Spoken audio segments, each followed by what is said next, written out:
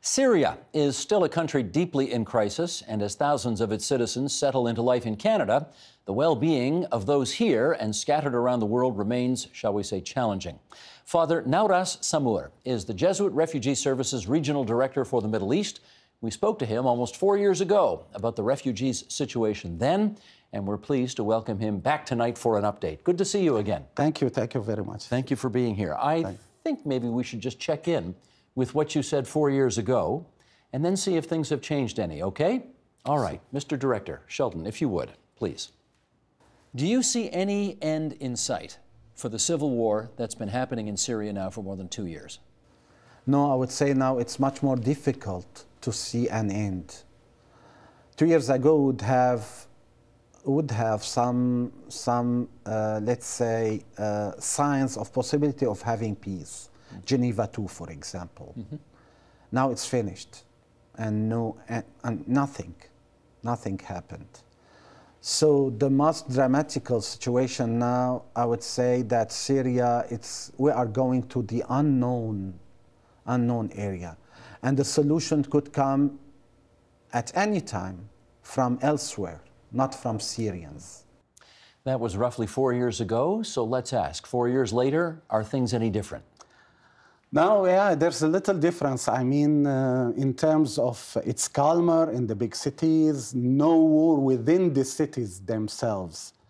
Roads are much more secure, but still, I mean, we talk about Syria or several Syrias. I mean, it's now, you know, we have the majority of Syrian territory, which was regained by the government. Against ISIS? Yeah, against ISIS and the other Islamic groups. And we have from one side, you know, the Kurds and with the American troops. The other side, we have Turks, you know, pushing out Kurds from an area and with the Turkish troops. So, but within the biggest cities, Damascus, Aleppo, Homs, it's still, there's no fight within the cities. Now, the biggest concern is Idlib, and there's a negotiation about it. But still uncertain. So 4 years after, I would say, yeah, still uncertain. Just want to make sure I characterize it properly, though. In the big cities, Damascus, Aleppo, would you say life is almost back to normal? Would you go that far? Yeah. Almost back to normal. Back to normal in terms of security. Okay. There's no fighting around. We don't hear any noise, except the western side of Aleppo, because it's, you know, just the line between the Nusra Islamist groups in Idlib and Aleppo. There's some fighting. But within the cities, a lot of checkpoints now, they have been removed. Only in important places, there's still some checkpoints. So it is better. It is better in this sense, in this regard. I described it as a civil war 4 years ago when we talked. I described it as a civil war. You've just told us that there are, you know, there are many countries, there are many factions within Syria that are fighting. So is it accurate to call it a civil war today? I would say after Pope Francis, maybe it's something Pope Francis talking about the situation in our world today. I would say it's fragmented international war. You know, we have troops from different countries within in the Syrian territory. So well, let's think about it. Syria's there. Yeah. Russian troops are there. Yeah. Turkish troops are there. American troops are there. Iranian troops are there. Yeah, and paramilitary different groups, right. Terrorist groups and paramilitary groups. You know, we don't know. I think there's an expression: the devil had a party and decided to invite all his friends. Exactly, and they dance waltz. And they dance the waltz, okay. I never thought there would be anything funny about this, but you just told a joke about it. Let the record show you told the joke and it was funny. Well done, Father. How do Syrians, based on your interactions with them, how do Syrians feel about their future right now? Uncertain. I mean, we hope I mean, all of us, we hope, we have to have that hope that Syria would recover one day. And would be inclusive country again and again for all the communities, all the religions, all the cultures, you know, the difference. But given all the factions that are there, it's too difficult. I was going to say, can you imagine what reconciliation looks like among all those different factions that are fighting? For my, I mean, for on my opinion, I would, anyway, I would say, as a church, we try to build up that trust again, and we try to contribute for this reconciliation. We work for everybody, with everybody. We try to keep the attention of all the people that we are all losers. This is the common point between all Syrians. We are all losers. So we don't have to build on a victory or on, just like being, having that spirit of triumphalism, I would say. So we are all losers. We lost something. We lost loved people, beloved people. We lost goods. We lost everything. So let's build on that. That would be a good solution for reconciliation. A good, let's say, not solution, a good approach for having a reconciliation. And but they say you can't have reconciliation until people are tired, even more, until people are exhausted from killing each other. Do you think people are exhausted from all the killing now, yet? Yes, they are. I would say, yeah. So yeah, maybe yeah, there's an opening. Yeah, I hope so. But the problem now, it's about the final agreement. And the final agreement, according to me, again, it's not in the hand of Syrians, unfortunately. Whose hands is it in? I mean, it's at the very macro level. It's between the United States of America and Russia, I would say, and the allies, the biggest regional players behind both of them. The people in Syria who wanted to become refugees, well, not wanted to become refugees, but who wanted to claim refugee status and go somewhere else, to the best of your knowledge, and of course many of them went to Canada, many to Germany, many to Turkey, from what you've seen so far, have most of them been able to leave the country and find a new country to live in elsewhere? Yes, I mean, during this tour here in Canada, I've met a lot of Syrian families, newcomers to Canada, 2 years, 3 years ago, 4 years, some of them. Some of them, they are already newly citizen, Canadian citizen. I would say the integration is very good. Which is good news, although for us Syrians to be proud of our compatriots who are there here in Canada, and which is a good news for Canada. Now for the young generation, it's excellent. Some of the kids I saw, they are even started to play hockey, which is completely something we don't know in Syria. My generation, those who are overqualified, if I could say that, I mean, engineers, doctors, they can't find easily a job in this domain. So they have to accept to do small job. And they accept. I mean, they are not very happy, but they accept. Everybody work. But their children will... And the children, they are excellent. Yes. They have the opportunities of new life, of integration, which is good. How many, during your time in, or I guess I should ask, where do you live? Where's home base for you? Now, yes. Right now, I'm based in Lebanon. You're based in Lebanon? I'm in Lebanon since 2016. Okay, so you're going to be in Canada for a short time. How many families have you had a chance to actually see in Canada? Oh, I saw something like 20 families, 30 families, yeah, during my tour here. And what's the feedback that you're getting from them on whether they feel like their new lives are working for them? It's good. I mean, they are happy. They are really grateful for being here, for the opportunities given, etc. Except for, as I said, my generation, that generation, maybe they don't find, and especially for those who don't have the language, it's good. But in a general way, I mean, I saw the ladies as well. They are able to find a small job. I mean, the women, the men, they are able to work together. And kids in the school, and it's okay. Good. I think we know over the last few years that Canada has accepted, I think the number is almost 60,000 Syrian refugees, which is, of course, a large total number, and as a proportion of our population, much larger than many other countries have accepted. So I have to say thank you. Oh, you don't have to thank me, Father. But I mean, thank you, Thank Canada. you to Canada. Yeah. How did these efforts by Canada get much attention back in Syria? In other words, do Syrians know that Canada has pitched in this way? Yeah, they do know. And a lot of those who stay there, who remain there, they would wish a lot, not all of them, to come. Now it seems that it's the process is longer, but again, yeah. What do they think Canada is when they think of Canada in Syria? What do they think of? You know, sometimes it's, they think that it's an easy life. Always I would tell them, listen, guys, you have to go to a country and you have to work hard. I mean, and you have to give a proof of integration. The first step is language. Got to learn English or French.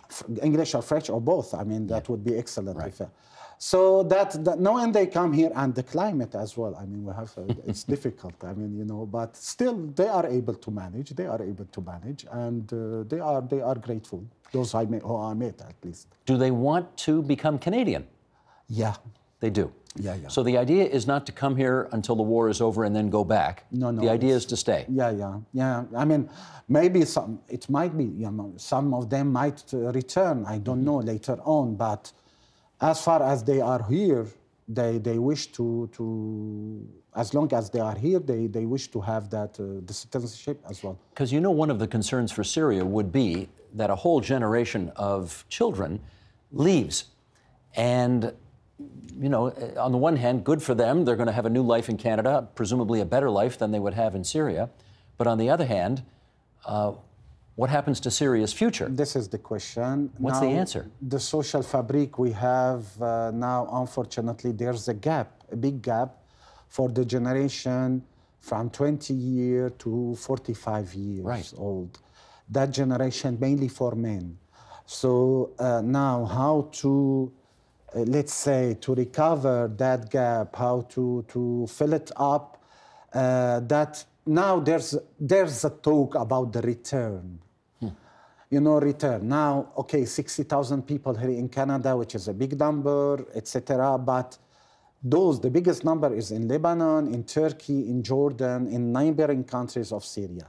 If there's a return, and return should be prepared, well prepared, in a good process of reconciliation, of amnesty, safe return, dignified return. So if there's a return, and it's very important for the reconstructions, now we start talking about reconstructions, although for me it's late. We can't talk about reconstruction before having, let's say, at least a good vision of the future, you know. So, but people start, and portfolios, it's about to be prepared for the reconstructions. So we hope the return, that would be good but it's not only good, it's important. There's no reconstruction without that return. Well, I mean, 25 million Syrians can't leave, right? So the long-range solution is peace in Syria. Exactly. Yeah. Exactly. Tell us about what you're doing, the services that your organization can offer to people here in Canada. So, I mean, our organization to Syrian people who are here in Canada, we don't have any, I mean, I personally, I don't have any connection.